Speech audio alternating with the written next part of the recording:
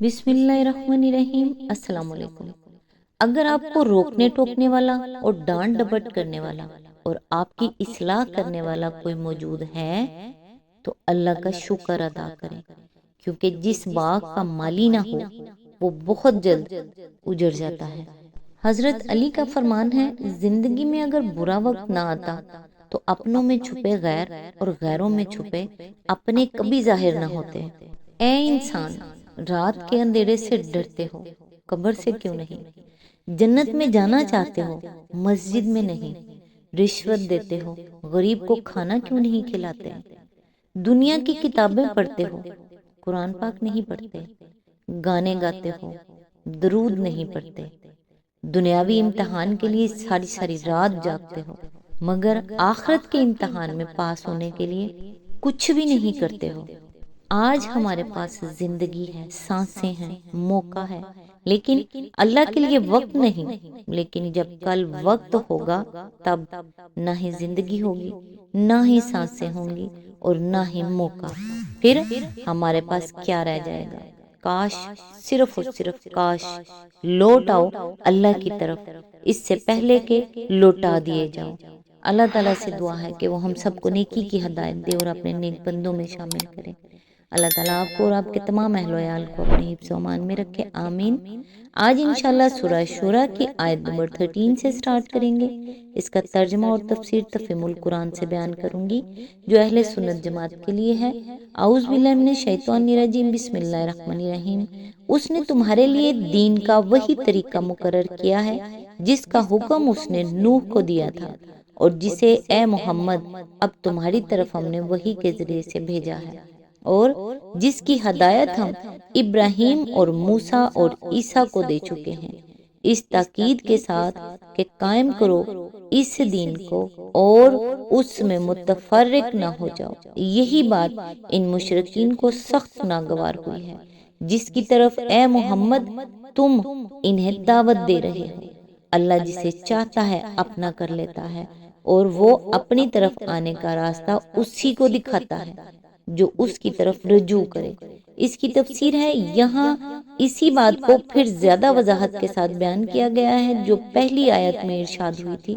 اس میں صاف صاف بتایا گیا ہے کہ محمد صلی اللہ علیہ وآلہ وسلم کسی نئے مذہب کے بانی نہیں ہے، نہ انبیاء میں سے کوئی اپنے کسی الگ مذہب کا بانی گزرا ہے، بلکہ اللہ کی طرف سے ایک ہی دین ہے جسے شروع سے تمام انبیاء پیش کرتے چلے آ رہے ہیں، اور اسی کو محمد صلی اللہ علیہ وآلہ وسلم بھی پیش کر رہے ہیں۔ اس سلسلے میں سب سے پہلے حضرت نوح علیہ السلام کا نام لیا گیا ہے جو طوفان کے بعد موجودہ نسل انسانی کے اولین پیغمبر تھے۔ اس کے بعد نبی صلی اللہ علیہ وآلہ وسلم کا ذکر کیا گیا ہے جو آخری نبی ہیں۔ پھر حضرت ابراہیم علیہ السلام کا نام لیا گیا ہے جنہیں اہل عرب اپنا پیشوا مانتے تھے، اور آخر میں حضرت موسیٰ علیہ السلام اور حضرت عیسیٰ علیہ السلام کا ذکر کیا گیا ہے جن کی طرف یہودی اور عیسائی اپنے مذہب کو منسوب کرتے ہیں۔ اس سے مقصود یہ نہیں ہے کہ انہی 5 انبیاء کو اس دین کی ہدایت دی گئی تھی، بلکہ اصل مقصد یہ بتانا ہے کہ دنیا میں جتنے انبیاء بھی آئے ہیں سب ایک ہی دین لے کر آئے ہیں، اور نمونے کے طور پر ان 5 جلیل القدر انبیاء کا نام لے دیا گیا ہے جن سے دنیا کو معروف ترین آسمانی شریعتیں ملی ہیں۔ یہ آیت چونکہ دین اور اس کے مقصود پر بڑی اہم روشنی ڈالتی ہے، اس لیے ضروری ہے کہ اس پر پوری طرح غور کر کے اسے سمجھا جائے۔ فرمایا کہ شرع لکم یعنی مقرر کیا تمہارے لیے۔ شرع کے لغوی معنی راستہ بنانے کے ہیں، اور اصطلاحاً اس سے مراد طریقہ اور ضابطہ اور قاعدہ مقرر کرنا ہے۔ عربی زبان میں اسی اصطلاحی معنی کے لحاظ سے تشریع کا لفظ قانون سازی کا، شرع اور شریعت کا لفظ قانون کا، شرع کا لفظ واضح قانون کا ہم معنی سمجھا جاتا ہے۔ یہ تشریع خداوندی دراصل فطری اور منطقی نتیجہ ہے ان اصولی حقائق کا جو اوپر آیت نمبر 1 سے 9 اور 10 میں بیان ہوئے ہیں کہ اللہ ہی کائنات کی ہر چیز کا مالک ہے، اور وہی انسان کا حقیقی ولی ہے، اور انسانوں کے درمیان جس امر میں بھی اختلاف ہو اس کا فیصلہ کرنا اسی کا کام ہے۔ اب چونکہ اصولاً اللہ ہی مالک اور ولی اور حاکم ہے، اس لیے لامحالہ وہی اس کا حق رکھتا ہے کہ انسان کے لیے قانون و ضابطہ بنائے، اور اسی کی یہ ذمہ داری ہے کہ انسانوں کو یہ قانون و ضابطہ دے۔ چنانچہ اپنی اس ذمہ داری کو اس نے یوں ادا کر دیا ہے۔ پھر فرمایا من الدین، از قسم دین۔ شاہ ولی اللہ صاحب نے اس کا ترجمہ از آئین کیا ہے، یعنی اللہ تعالیٰ نے جو تشریح فرمائی ہے اس کی نوعیت آئین کی ہے۔ لفظ دین کی جو تشریح ہم اس سے پہلے سورہ زمر حاشیہ نمبر 3 میں کر چکے ہیں، وہ اگر نگاہ میں رہے تو یہ سمجھنے میں کوئی الجھن پیش نہیں آ سکتی کہ دین کے معنی ہی کسی کی سیادت و حاکمیت تسلیم کر کے اس کے احکام کی اطاعت کرنے کے ہیں، اور جب یہ لفظ طریقے کے معنی میں بولا جاتا ہے تو اس سے مراد وہ طریقہ ہوتا ہے جسے آدمی واجب الاتباع اور جس کے مقرر کرنے والے کو مطاع مانے۔ اس بنا پر اللہ کے مقرر کیے ہوئے اس طریقے کو دین کی نوعیت رکھنے والی تشریح کہنے کا صاف مطلب یہ ہے کہ اس کی حیثیت محض سفارش اور واعظ نصیحت کی نہیں ہے، بلکہ یہ بندوں کے لیے ان کے مالک کا واجب الاطاعت قانون ہے، جس کی پیروی نہ کرنے کے معنی بغاوت کے ہیں، اور جو شخص اس کی پیروی نہیں کرتا وہ دراصل اللہ کی سیادت و حاکمیت اور اپنی بندگی کا انکار کرتا ہے۔ اس کے بعد ارشاد ہوا کہ دین کی نوعیت رکھنے والی یہ تشریح وہی ہے جس کی ہدایت نوح اور ابراہیم اور موسیٰ علیہ السلام کو دی گئی تھی، اور اسی کی ہدایت اب محمد صلی اللہ علیہ وآلہ وسلم کو دی گئی ہے۔ اس ارشاد سے کئی باتیں نکلتی ہیں۔ ایک یہ کہ اللہ تعالیٰ نے اپنی اس تشریح کو براہ راست ہر انسان کے پاس نہیں بھیجا ہے، بلکہ وقتاً فوقتاً جب اس نے مناسب سمجھا ہے ایک شخص کو اپنا رسول مقرر کر کے یہ تشریح اس کے حوالے کی ہے۔ دوسرے یہ کہ یہ تشریح ابتدا سے یکساں رہی ہے۔ ایسا نہیں ہے کہ کسی زمانے میں کسی قوم کے لیے کوئی دین مقرر کیا گیا ہو اور کسی دوسرے زمانے میں کسی اور قوم کے لیے اس سے مختلف اور متضاد دین بھیج دیا گیا ہو۔ خدا کی طرف سے بہت سے دین نہیں آئے ہیں، بلکہ جب بھی آیا ہے یہی ایک دین آیا ہے۔ تیسرے یہ کہ اللہ کی سیادت و حاکمیت ماننے کے ساتھ ان لوگوں کی رسالت کا ماننا جن کے ذریعے سے یہ تشریح بھیجی گئی ہے، اور اس وحی کو تسلیم کرنا جس میں یہ تشریح بیان کی گئی ہے، اس دین کا لازمی جز ہے، اور عقل و منطق کا تقاضا بھی یہی ہے کہ اس کو لازمی جز ہونا چاہیے، کیونکہ آدمی اس تشریح کی اطاعت کر ہی نہیں سکتا جب تک وہ اس کے خدا کی طرف سے مستند ہونے پر مطمئن نہ ہو۔ اس کے بعد فرمایا کہ ان سب انبیاء کو دین کی نوعیت رکھنے والی یہ تشریح اس ہدایت اور تاکید کے ساتھ دی گئی تھی کہ اقیم الدین۔ اس فقرے کا ترجمہ شاہ ولی اللہ صاحب نے قائم کن الدین را کیا ہے، اور شاہ رفیع الدین صاحب اور شاہ عبد القادر صاحب نے قائم رکھو دین کو۔ یہ دونوں ترجمے درست ہیں۔ اقامت کے معنی قائم کرنے کے بھی ہیں اور قائم رکھنے کے بھی، اور انبیاء علیہ السلام ان دونوں ہی کاموں پر مامور تھے۔ ان کا پہلا فرض یہ تھا کہ جہاں یہ دین قائم نہیں ہے وہاں اسے قائم کریں، اور دوسرا فرض یہ تھا کہ جہاں یہ قائم ہو جائے یا پہلے سے قائم ہو وہاں اسے قائم رکھیں۔ ظاہر بات ہے کہ قائم رکھنے کی نوبت آتی ہی اس وقت ہے جب ایک چیز قائم ہو چکی ہو، ورنہ پہلے اسے قائم کرنا ہوگا، پھر یہ کوشش مسلسل جاری رکھنی پڑے گی کہ وہ قائم رہے۔ اب ہمارے سامنے دو سوالات آتے ہیں، ایک یہ کہ دین کو قائم کرنے سے مراد کیا ہے، دوسرے یہ کہ خود دین سے کیا مراد ہے جسے قائم کرنے اور پھر قائم رکھنے کا حکم دیا گیا ہے۔ ان دونوں باتوں کو بھی اچھی طرح سمجھ لینا چاہیے۔ قائم کرنے کا لفظ جب کسی مادی یا جسمانی چیز کے لیے استعمال ہوتا ہے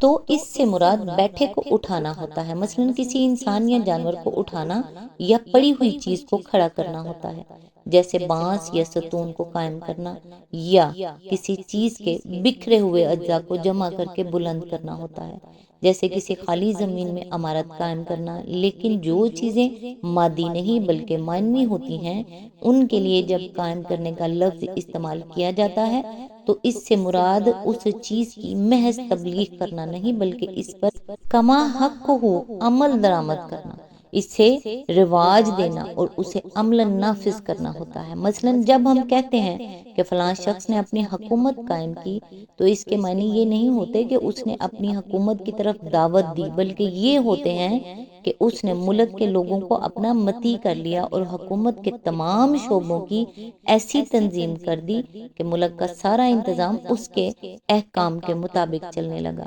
اسی طرح جب ہم کہتے ہیں کہ ملک میں عدالتیں قائم ہیں تو اس کے معنی یہ ہوتے ہیں کہ انصاف کرنے کے لیے منصف مقرر ہیں اور وہ مقدمات کی سماعت کر رہے ہیں اور فیصلے دے رہے ہیں، نہ یہ کہ عدل و انصاف کی خوبیاں خوب بیان کی جا رہی ہیں اور لوگ ان کے قائل ہو رہے ہیں۔ اسی طرح جب قرآن مجید میں حکم دیا جاتا ہے کہ نماز قائم کرو تو اس سے مراد نماز کی دعوت و تبلیغ نہیں ہوتی بلکہ یہ ہوتی ہے کہ نماز کو اس کی تمام شرائط کے ساتھ نہ صرف خود ادا کرو بلکہ ایسا انتظام کرو کہ وہ اہل ایمان میں باقاعدگی کے ساتھ رائج ہو جائے، مسجدیں ہوں،